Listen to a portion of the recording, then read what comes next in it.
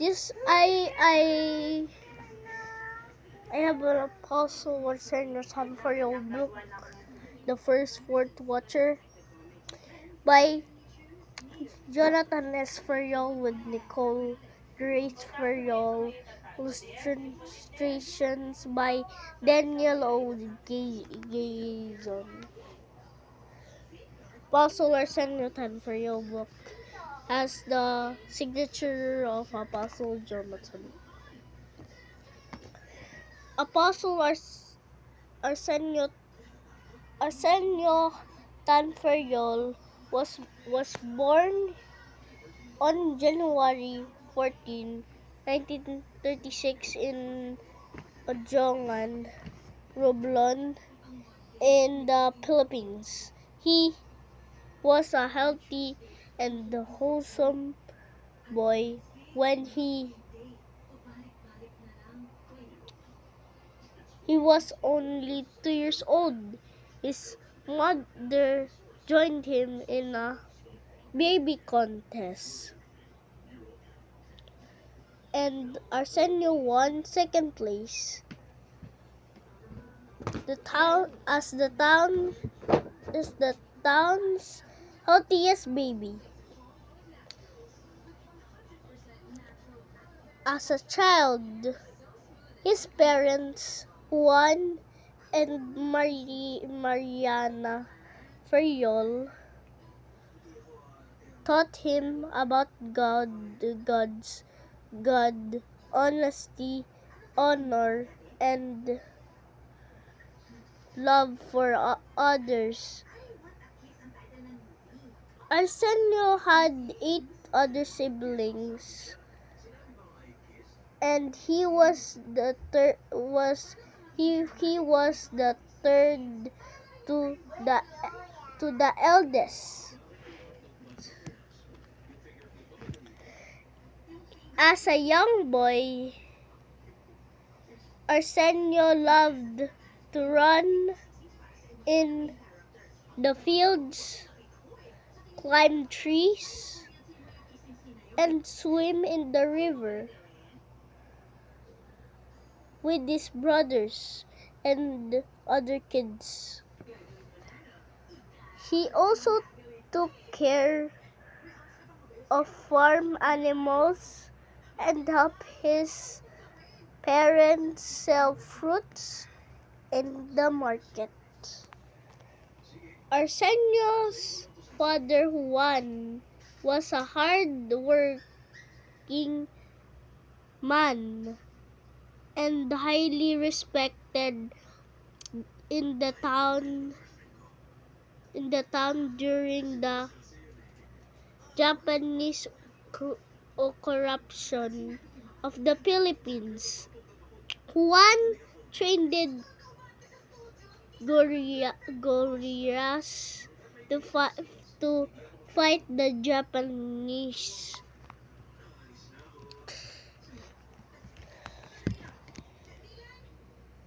When he was in high school, a group of American Pentecostal missionaries visited his school, and they shared to him about Jesus. It was the first time that Arsenio heard about Jesus Christ. When the missionaries asked who wanted to believe in Jesus, Arsenio raises his hand and accepted Jesus as his personal savior. From that day on,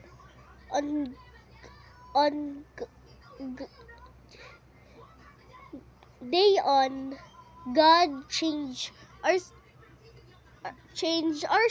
Arsenio. He became more obedient to his parents and more more responsible in doing his chores. One day, he surprised his parents by scrubbing the family's dining table until it was spotless. He also led his two younger brothers, Arturo and Domingo, to accept Jesus too.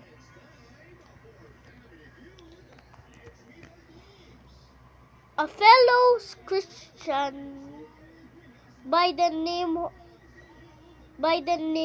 of Perfecto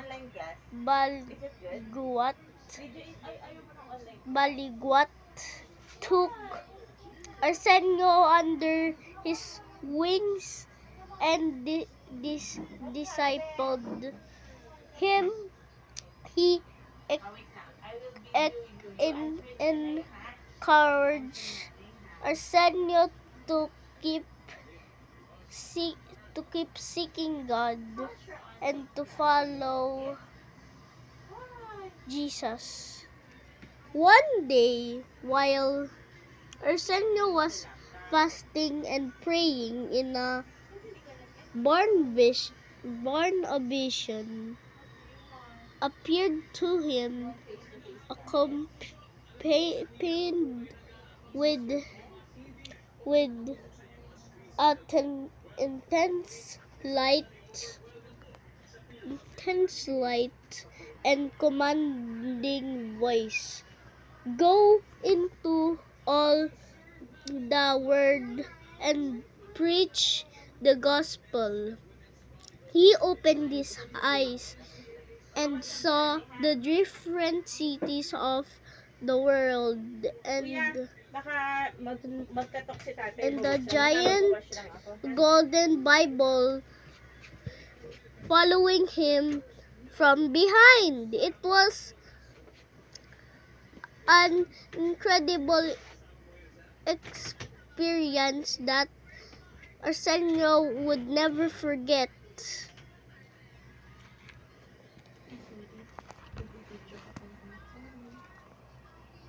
When Arsenio was in school, he wanted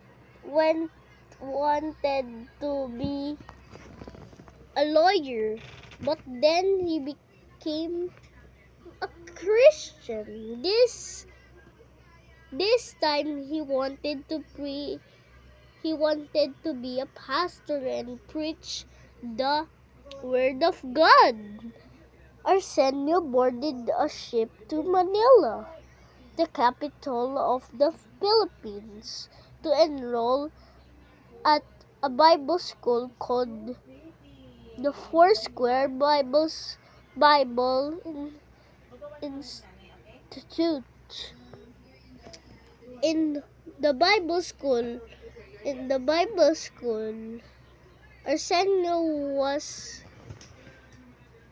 the school janitor, and though the work was hard, Arsenio did not complain.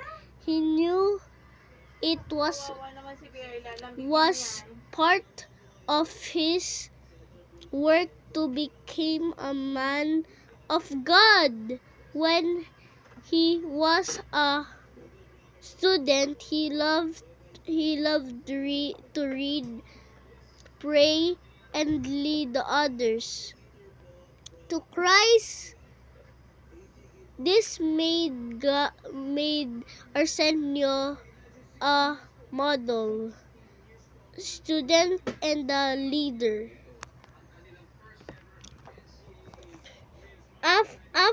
After he graduated, Arsenio went to San Jose Occidental Mindoro as a young pastor. Right away, Arsenio worked hard to make his little congregation grow. People loved him for his caring leadership and powerful preaching.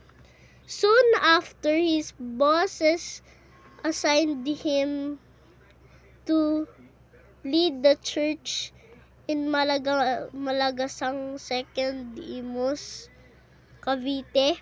Arsenio was excited for this assignment, and the members of the church there loved him. In 1964,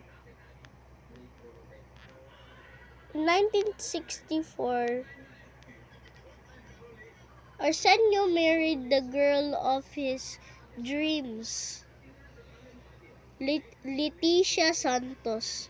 They had 6 children, namely Arnie, Jonathan, Samuel, Arlette, Joy, Irene, Guy, and Levi.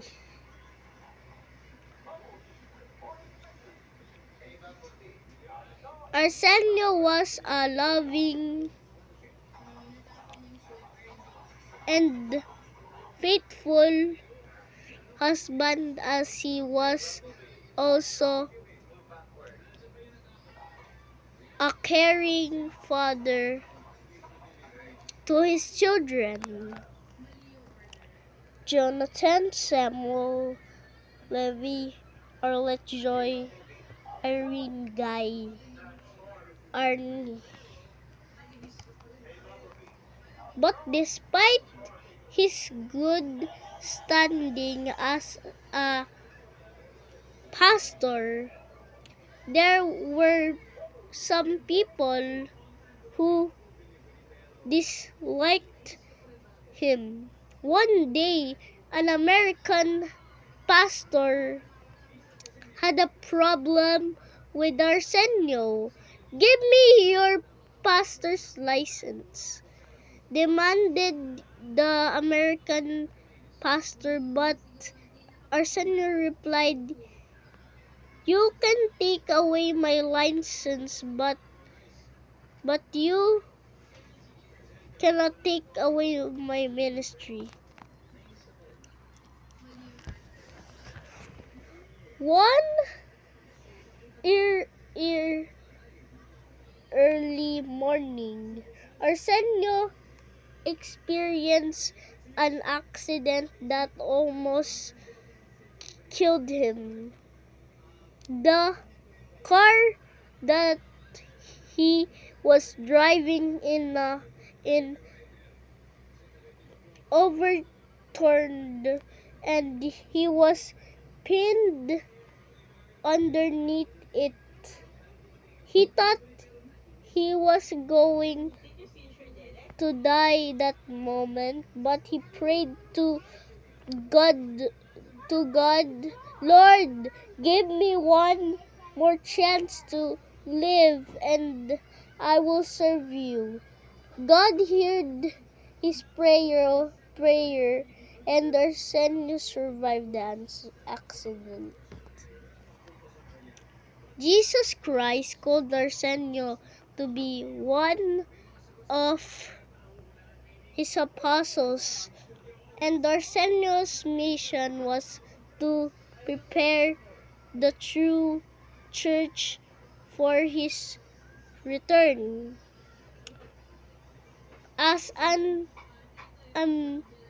ambassador of Jesus, Apostle Arsenio Tanferiol devoted himself more to praying, preaching, and leading the church. In 1973, Arsenio founded the Pentecostal Missionary Church of Christ. Fourth watch. When a lawyer asked him about his position, Arsenio answered, I am an apostle of the Lord Jesus Christ. But the growth of the church did not happen without troubles. Soon, Apostle Arsenio was persecuted, insulted, and mocked by those who did not believe in his calling as an apostle. But Apostle Arsenio was not scared of them. He was brave.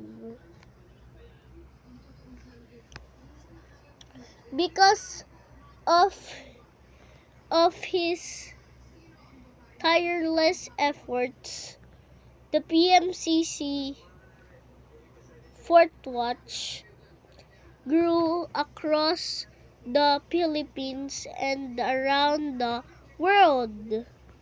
Churches were founded from across the world, and thousands of people were brought to Jesus houses of worship, and schools were also built. Arsenio also helped the sick, the poor, the sick, and those who have less in life. On August 27, 2023, the PMCC Fourth Watch celebrated the 50th founding anniversary at the New Clark City Stadium. Apostle Arsenio appeared frail but happy. He rode with his son, Bishop Jonathan, on a custom-made golf cart around the huge stadium. Amidst a cheering crowd of over 60,000 church members from around the world, thousands more watched the historic event unfold via the internet. That day, Apostle Arsenio preached his last sermon. Despite the rain, he also performed his last duty as the leader of the church by appointing his son Bishop Jonathan as his successor. Apostle Arsenio went home to be with the Lord on May 19, 2024. On the Lord's Day, he was 88 years old.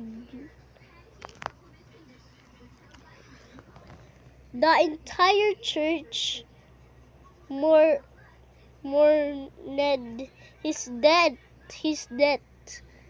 For 14 days, church members from around the world paid their respects to their apostles and grieved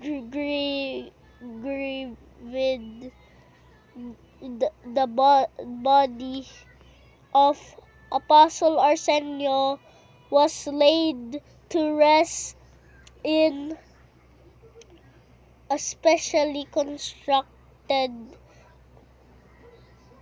mausoleum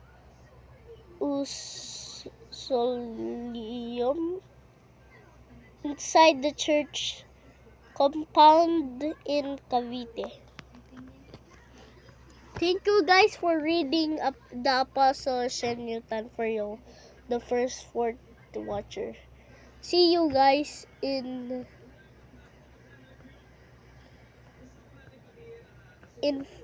Thursday.